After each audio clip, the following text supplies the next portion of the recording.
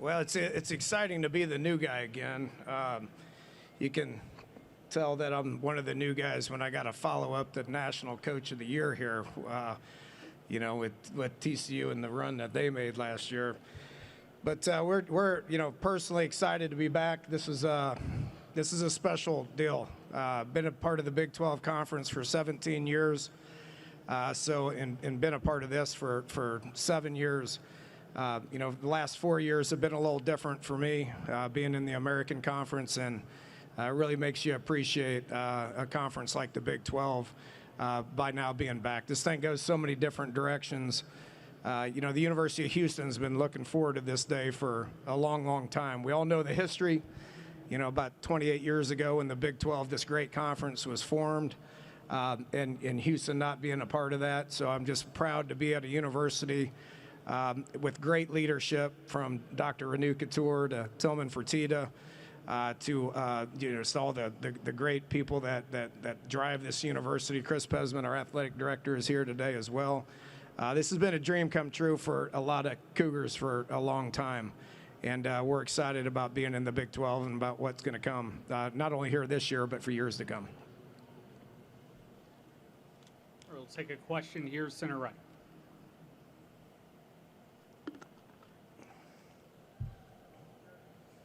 Remember to state your name and affiliation. Coach Jared Ramirez with Red Raider Sports. Could you just give us your first impressions on Donovan Smith and what kind of impact do you expect him to have this season? I've been very impressed with Donovan. He's played a lot of ball.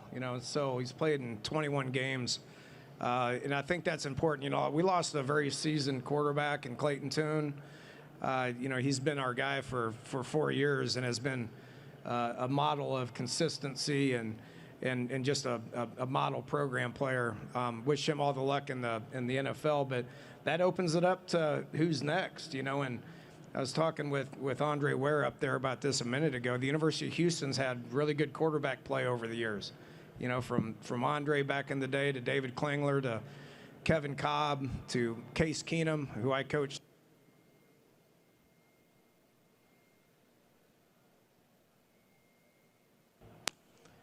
All right, now we're back to when I coached Case for 2 years in 08, 09, and then Tune's a part of that conversation as well. So the expectations are high for Donovan, but I felt like it was important to bring a guy in with experience, with Big 12 experience. We did that at a number of other positions as well. But Don he's impressed me. I think his best days are ahead of him. He has only been playing quarterback for a couple of years, so he's got the upper hand right now based on 21 games of experience. But Lucas Coley has been battling and is really competing hard, and he's got a lot of good football ahead of him as well. We brought in a junior college kid from California, Uwe Ali, who's got loads of potential, and so we got some guys to choose from. But to answer your question, I've been impressed with Donovan. He's 6'5", 240, and has game experience in the Big 12. We'll go to a question here, center right.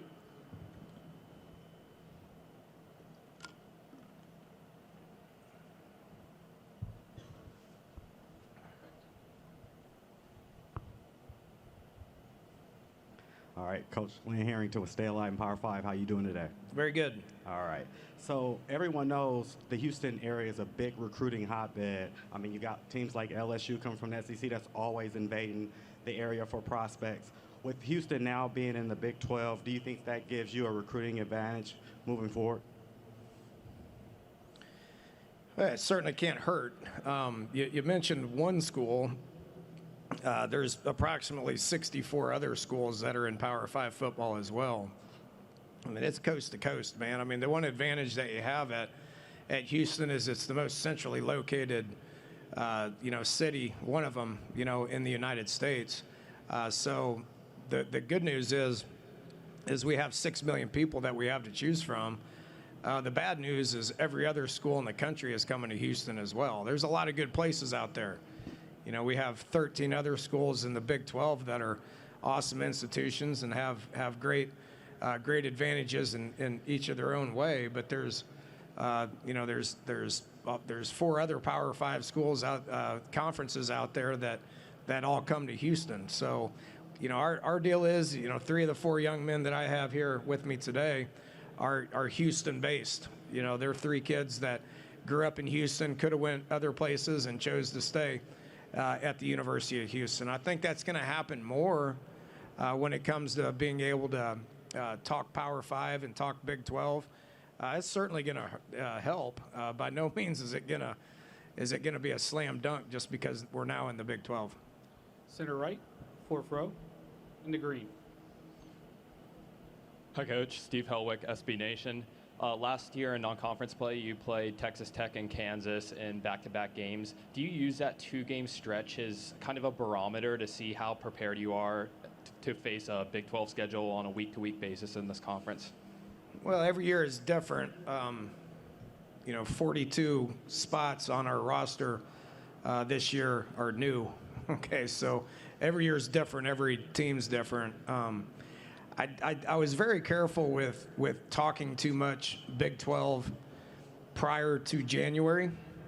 I think we probably made a little bit too big of a deal playing Kansas after we lost to Texas Tech, the way that we lost to Texas Tech. It was just a hard way to lose, and we had another opportunity to play a Big 12 quality school in the University of Kansas, who was playing lights out at the time, as good as anybody in the country, I would argue, when we played them. I think we pressed too much a little bit, just based on, this is what it's going to be like, but I tried not to make that big of a deal about it since January. Yeah, I've talked about it because that's the way it's going to be. It's going to be like that every week. So, but every team's different. This team is different than last year's team. It's my job to kind of figure out how it's different and what we got to do to be successful. We'll go to center. Joseph Duarte, Houston Chronicle. JD. Hey, Dana. Follow up to the quarterback question. Do you have a timeline on when you'd like to get that settled in camp? And my other question was, being back in the league, is there anything that you learn from the first time around that applies this time, or is the league completely different where there's not a lot of things to sort of pick up from? It's funny. I was talking with Case Keenum the other day, and I asked him about competition. Okay, so back when we were here in 2008, as Blake Joseph and Case Keenum were battling back and forth. And, I asked him the importance of when you name a starter. And he goes, I wouldn't. Just let them compete, because if they compete, it makes them better. And then it should take care of itself. And so I'm not concerned with it right now. They've been 50-50, and we knew they were going to be 50-50, and they're going to continue to be 50-50 until one just makes it clear, okay? And so I think that's going to naturally take care of itself. I'm a big proponent in letting kids compete. Let's compete in for the next 2 weeks when we do some stuff, compete. When we get into camp, compete. And the more competition we have at every single position, which I do feel like we have more competition at every single position now than we did last year. Let them compete for playing time, because that's what makes them better. Second part, I think with the experience that I've had in the Big 12 and doing this transition in the past, I think it's been helpful over the last 18 months. A lot of closed-door meetings with Pez and administrators and fundraising and scheduling, staffing, budgets, all that stuff. I mean, I think it's been very beneficial. It kind of stops now, right? I mean, everybody that comes up here to talk has Big 12 experience, and they run their own programs, and this is the deepest conference in the country. By adding the 4 schools that we add, I think it adds to the deepest conference in the country. So, better get ready to line up and prepare your best each and every week to put your best foot forward, and I think we will do that, and I think we'll be competitive. We'll go to the very back. Hey, Coach. Robert Malvez, Scott and Holman podcast. Wanted to, now that we have the official renderings of the football-only specific building, what is the next step? Seeing as how you've done this transition before, what's the next step in getting us to a Big 12 level? It's just got time. That's the only thing, is time. You know, that building is going to happen. It's going to start in December. You know, we'll all get excited about it once we see dirt moving, but it's still time, okay? And you know, there's a lot of Big 12 schools that are full share right now. Well, the only way we're going to be full share is time, you know. And so, you know, it's going to be 3 years before we're on equal playing field. You know, that doesn't give you any excuses to not be successful and not be competitive. That's just going to take time, 3 years, but it's going to happen. You can mark your calendar 3 years from now. We're going to have what we need. But in the meantime, we expect to line up, be competitive, recruit at a high level, compete at a high level, and that's what we're going to do. We'll go back center left. Hey, Coach. Faith Douglas here with KLBK Sports. And, you know, Texas Tech and Houston go far back to the Southwest Conference, and you even spent quite a bit of time at Jones AT&T Stadium on the home side. What's that game going to be like? Is there a new rival brewing between Texas Tech and Houston? Well, it would have been better if we had won last year. You know, double overtime loss kind of hurt a little bit. You know, obviously have a lot of familiarity with that program, spending 8 great years there. I hear that the late, great Mike Leach and Cliff Kingsbury are getting inducted into the Hall of Fame. And I don't think it's irony that they chose the Houston game for that. So that'd be neat to witness. But yeah, I think, you know, I think those rivals are going to naturally take care of themselves. You know, when it's kind of the opposite of what I did back in 2011 when West Virginia came into the Big 12. You know, it was a big day for West Virginia, but there was no prior relationships with anybody. You know, so everybody that West Virginia was playing was new. You know, now the University of Houston's coming into the Big 12. Well, we got history with BYU. We've got history with Cincinnati, Central Florida, recently. Okay, and then, you know, obviously my familiarity with West Virginia. But then you go back to the old Southwest Conference back in 1990, the late 80s and early 90s, where it was Texas and TCU and Texas Tech and Baylor and Oklahoma State. And so those will get rekindled. And so I think it'll happen actually a little bit quicker. That's great for college football. That's great for the Big 12. Certainly that's great for the University of Houston and our fan base. Go back to the far left. Randall Sweet with All Sooners. You guys lost a lot of production at the skill positions from last year. How do you plan on replacing that in the midst of entering a new conference? Yeah, that's the one thing I'm pretty comfortable with. You know, Tank Dell was pretty special. You know, 3rd-round draft pick, dynamic player. He kind of took the ball from other people a lot.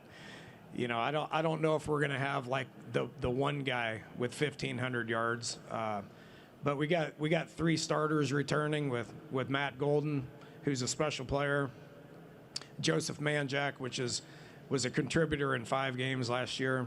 Sam Brown made some big plays. A couple of transfers coming in that have Power 5 experience, and then we recruited very well at that spot. So it's a lot of competition, you know, and a lot of very talented players that, quite frankly, we wouldn't have got if it wasn't for the Big 12. So I'm excited about coaching those guys. That's the least of my worries with receivers. I'll spend most of my time with other things other than that.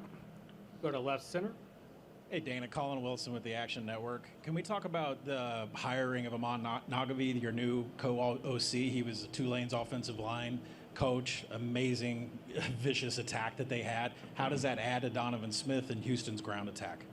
So Amon Nagavi is it's an interesting story. You know, he's about as O-line gets. Katy High School, you know, McNeese State, you know, small college, Louisiana Monroe, Georgia State. I don't know how many people witnessed what Tulane did against Southern California right here on this field in January, but it was pretty spectacular. And so I saw it up close, and his 1 year at Tulane sold me. He's been on my list for a while, but the 1 year at Tulane really sold me. He's exceptional with getting offensive line to play together, and is one of the better ones that I've been around in the short period of time that I've been with him. So he's been a great fit. He's as Houston gets.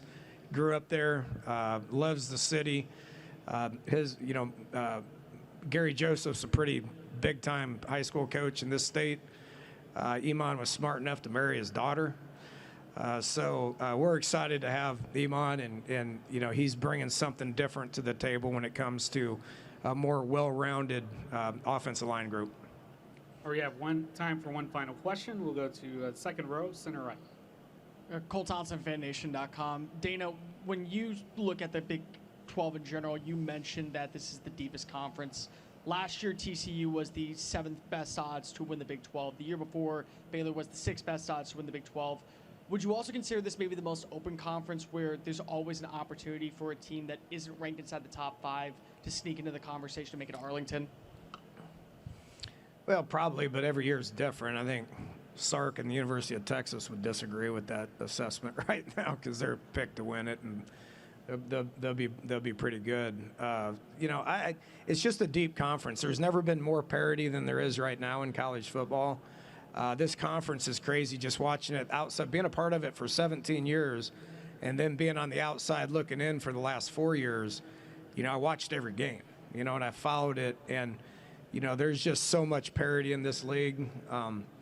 Without getting too much into it, there used to be a few layups back in the day. There isn't any layups, and there's just the parity is good. The coaching is unbelievable. The facilities are spectacular. The support is unbelievable. I'm so excited to be back in the league, and the University of Houston is excited to be a part of it. Just couldn't be more thrilled with the situation that we're in currently. A lot of work to be done. A lot of work ahead of us. We understand that. We're excited about it. Thank you, Coach. Awesome. Thank you. I'll go Cougs.